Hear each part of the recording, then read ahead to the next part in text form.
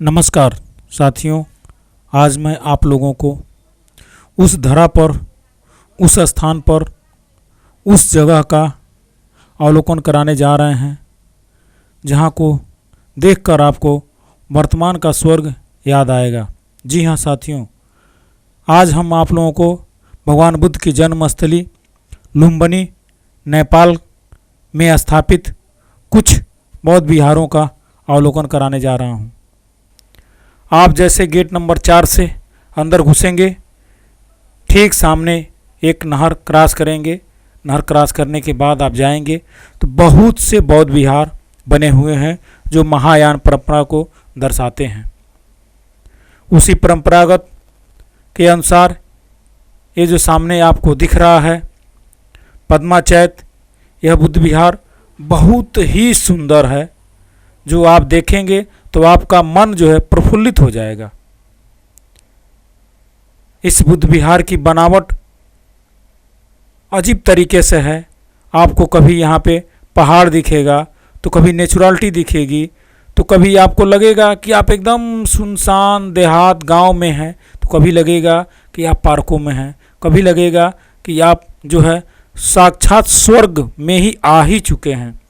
अभी आप जैसे ही अंदर घुसेंगे तो आपको तरह तरह की बनावटें दिखाई देगी। ये जो सामने आपको दिख रहा है, जो अभी आप ये देखिए एक है जो घुमा रहे हैं, इसको जानने के लिए बहुत से लोग कोशिश करते हैं है क्या चीज़। यह वह चीज़ है जिसे कई जगह कई भी नामों से जाना जाता है, लेकिन वास्तव में इसमें भगवान बुद्ध से संबंधित जो भी सूत्र उन्होंने बताया, उस सूत्र को इसमें अंकित कर दिया गया है। इसके बारे में मैं बाद में बात करूंगा और मैं आगे बढ़ता हूँ, आपको दिखाता हूँ भगवान बुद्ध से जुड़ी कहानियाँ जो है इस मठ के चारों तरफ दर्शाया गया है। यह देखिए उनके जन्म से रिलेटिव आपको कलाकृति दिखाई दे रही होगी। महामाया जी और उनके कार्यकर्ती, ये 7 पुष्प भगवान बुद्ध का जन्म से संबंधित मूर्ति। इसके जस्ट पीछे देखेंगे तो आप बौद्ध विहार का स्ट्रक्चर भी खड़ा है, उसको भी हम आपको दिखाएंगे। लेकिन फिलहाल और आगे बढ़ते हैं, इनकी जीवनी के बारे में और जानना चाहते हैं। यहाँ की जो बनावट है वो पार्क के अनुसार तो बहुत ही अच्छा बना है। अभी हम छोटे से देखिए, छोटे सी मकान है जिसके अंदर इसमें चिड़िया हैं, अभी दिखाई नहीं दे रहा, इसमें चिड़िया हैं छोटे छोटे। ये छोटे देखिए सीढ़ी है, सीढ़ी के बगल में देखिए चढ़ेंगे आप, धीरे धीरे चढ़ते चढ़ते जाएंगे तो जैसे ही ऊपर स्ट्रक्चर पे पहुंचेंगे तो बगल में एक पहाड़ी है, देखिए पहाड़ी, और उसके ऊपर एक लोटस, लोटस के नीचे एक और छोटा सा देखिए बनाया गया है पोखरा, पोखरे में भी है लोटस। इस लोटस की बनावट देखिए कितना अच्छा है, जिससे लग रहा है नेचुरल लोटस है, लेकिन ये वास्तव में नेचुरल लोटस नहीं है, इसको बनाया गया हुआ है। और ये छोटी सी पहाड़ी कितनी सुंदर दिख रही है।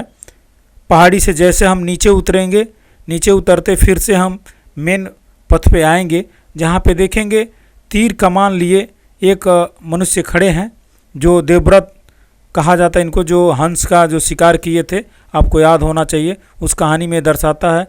ठीक जो उसी प्रकार जो उस कार्नल पे था, इसी कार्नल पे भी महासूत्र का भी यो चक्र है। और जैसे कार्नल से हम दाहिने साइड घूमेंगे, बाएं साइड तो पूरा पार्क है घूमने के लिए, जैसे दाहिने साइड में घूमेंगे वैसे कार्नल पे देखेंगे तो एक पोखरा, पोखरे में 2 तरह के कमल के फूल हैं, माली ने बताया हमें। अभी ये जो ये आप तस्वीर देख रहे हैं वो भगवान बुद्ध के सारथी और उनके कत्थक जो घोड़े हैं और छन्नक, दोनों लोग जो भगवान बुद्ध को लेकर भ्रमण कराने जाते हैं, उसी को नीचे पोस्टर में दर्शाया गया है कि क्या क्या भगवान बुद्ध देखते हैं। बूढ़ा आदमी, मरा हुआ आदमी, बीमार आदमी, ये सारी चीज़ें जो भगवान बुद्ध देखते हैं तो उनका हृदय परिवर्तन होता है, उसी को यहाँ पे दर्शाया गया है। उससे थोड़ा सा और आगे बढ़ेंगे तो देखेंगे जो नदी के तट पे जहाँ भगवान बुद्ध अपना बाल उतारे थे उसका अवलोकन कराया गया है यहाँ पे। छोटा सा स्तूप बना के, जहाँ पे वो स्तूप है ऐसे ही स्तूप वहाँ पे है। और ऐसे ही बैठ के वह भगवान बुद्ध अपना बाल काटे थे, जहाँ से वह संन्यास जीवन शुरू किए थे, निरंजना नदी के तट पे। अभी हम थोड़ा सा आगे और बढ़ेंगे तो सीढ़ियों से थोड़ा सा और ऊपर जाएंगे तो और कुछ देखने को मिलेगा, लेकिन हम फिलहाल सीढ़ी से चढ़ नहीं रहे हैं, हम नीचे ही नीचे चल रहे हैं, क्योंकि आप लोगों को यहाँ की सुंदरता को अवलोकन भी कराना है। जब हम ऊपर चढ़ जाएंगे तो आप लोग और सी चीज़ें नहीं देख पाएंगे।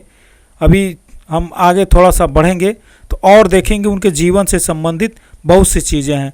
यहाँ पे कुछ दर्शनार्थी घूमने आए हुए हैं, इनसे हमारी बात हुई, लेकिन बात लंबी है इसलिए मैं पूरी बात आप लोगों को नहीं सुना सकता।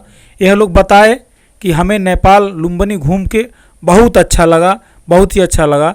यहाँ का जो सरकार है वो यहाँ जो है वर्तमान में स्वर्ग की कल्पना किया जा सकता है वैसा निर्माण करने का प्रयास कर रहा है। जैसे हम और आगे बढ़ेंगे,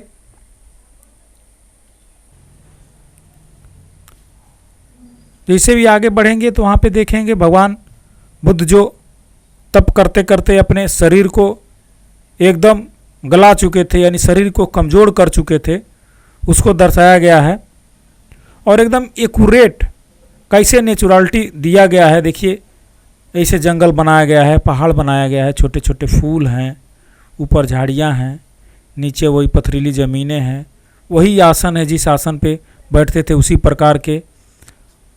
बगल में थोड़ा सा और आगे बढ़ेंगे तो हम देखेंगे उनके जीवन से जुड़ी एक और कहानी है, जो तप करते समय इनको रिझाया जाता था, तप को तोड़ा जाता था, यानी मार जो थे वह तप को तोड़ना चाहते थे, उसका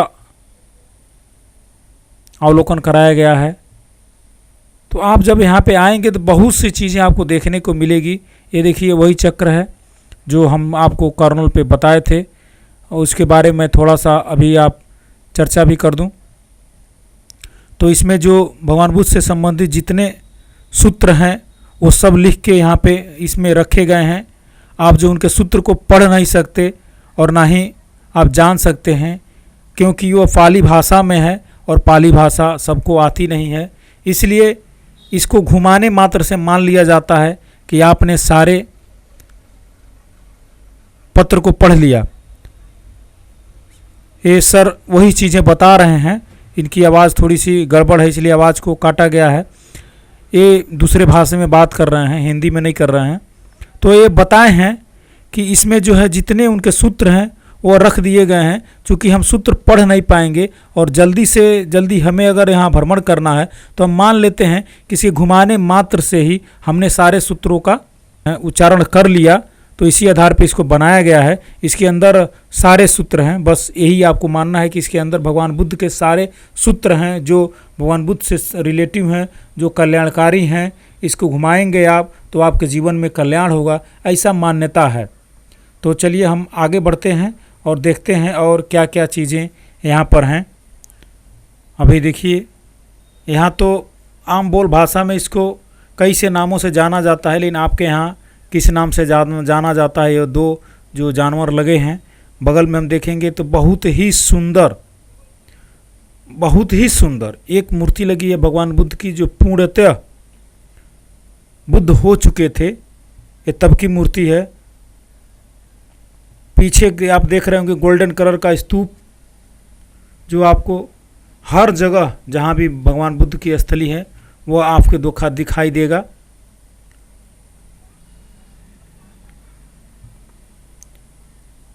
थोड़ा सा और आगे हम बढ़ते हैं तो देखते हैं एक छोटा सा और एक पार्किंग बनाया गया हुआ है, जो सेम टू सेम जो उस साइड आपको मैंने दिखाया था, सेम टू सेम उसी तरह से इस साइड भी बनाया गया है।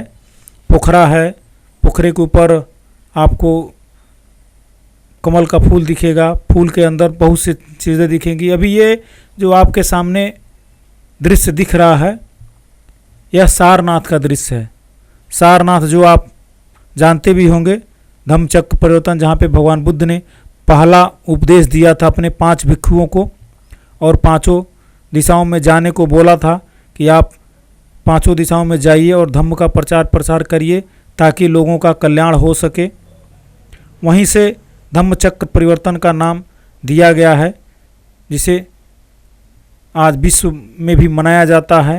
ये देखिए कुछ लोग फिर से इस चक्र को घुमाते हुए जिसमें भगवान बुद्ध के सूत्र लगे हुए हैं, इसको घुमाने मात्र से दुख बलाए सब दूर होते हैं, ऐसा मान्यता है। अभी जब ये दृश्य जो आप देख रहे हैं, जो भगवान बुद्ध